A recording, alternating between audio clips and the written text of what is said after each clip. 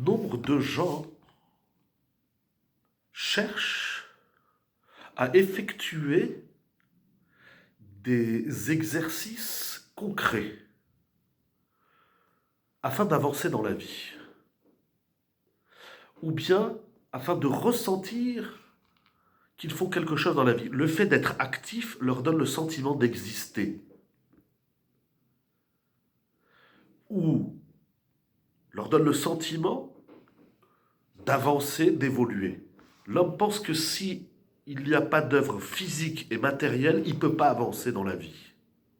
Certes, l'action, elle a son sens, mais est-ce l'unique moyen d'avancer, de donner un sens à sa vie? Ces mêmes personnes qui sont très pragmatiques, en fait, qui sont très techniques, très physiques, lorsqu'on leur demande de poser leur esprit, de réfléchir, de penser, de comprendre des notions intellectuelles, ils ne comprennent pas l'intérêt de l'exercice. Et par conséquent, ils n'ont pas la patience nécessaire pour faire ce travail. Si on dit à quelqu'un qui est très actif, arrête-toi un instant, pense, réfléchis. On a vu dans le passage précédent l'importance de conceptualiser et d'intégrer des nouvelles notions. Il peut pas, il veut tout de suite voir où ça mène, tout de suite. Tout de suite. On va voir où ça mène, on va voir. On va voir. Non, c'est pas seulement qu'il veut voir où ça mène, il veut voir aussi la conceptualisation matérielle de ce qu'il admet dans son esprit, dans son cerveau.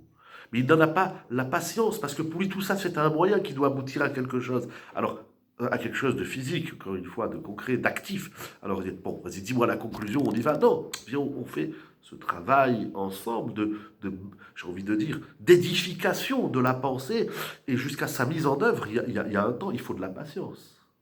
Il faut savoir, nous dit le Rav, que le processus de compréhension intellectuelle et d'intégration intérieure dans notre être le plus profond, ça s'appelle aussi une action. Alors ça, c'est incroyable, c'est un ridouche immense du Rav. Ce n'est pas une action proprement dite physique, matérielle, mais c'est une action nafshit. Ma'aseh nafshit. Il dit quelque chose d'immense. L'action n'est pas seulement quelque chose de palpable, n'est pas la mise en pratique d'une chose n'est pas seulement de l'ordre de la matière. Il existe une œuvre qui s'appelle l'œuvre du nefesh. C'est incroyable. C'est pas je pense donc je fais rien et après je fais. Non, penser, réaliser, intérioriser, ça s'appelle déjà faire quelque chose. On a une mauvaise définition du concept de l'action. Il y a l'action purement matérielle, purement matière, palpable, touchée, mais l'action de la pensée, l'œuvre intellectuelle n'est pas moins une œuvre que l'œuvre physique et matérielle. Pour nombre de gens, penser, ça sert à rien, tu fais rien. C'est incroyable. Le travail de la connaissance de l'âme et de l'être ne commence pas par des travaux pratiques, des exercices physiques, mais par des travaux et des exercices intellectuels, mentaux. Si on comprend bien la vision des choses et on les intègre telles qu'elles sont dites ici, alors, si on comprend bien cela, ces gens hyper actifs, hyper, entre guillemets, actionnistes, entre guillemets, c'est-à-dire qui sont dans le monde de l'action, vous avez compris, si on intègre bien ça, alors ils trouveront un apaisement de leur être. Ils ressentiront qu'il faut quelque chose. C'est dramatique de croire que lorsqu'on pense ou lorsqu'on réfléchit sur son être nafshi intérieur, de dire je fais rien, c'est dramatique. Tu es en train de faire en vérité la plus belle chose de ta vie, c'est toi-même. Et si on te demande, si autrui viendrait à te demander, qu'est-ce que je peux faire pour avancer dans la vie?